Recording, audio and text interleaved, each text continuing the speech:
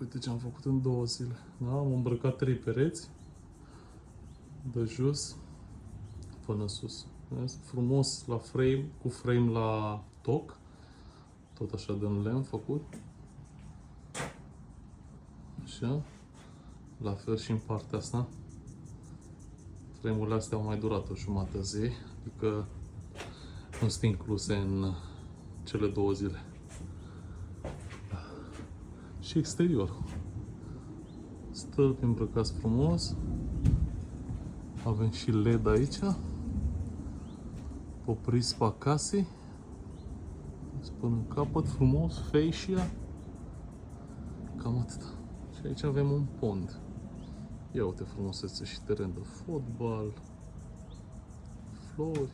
Avem pe aici un pripășel. Mișca!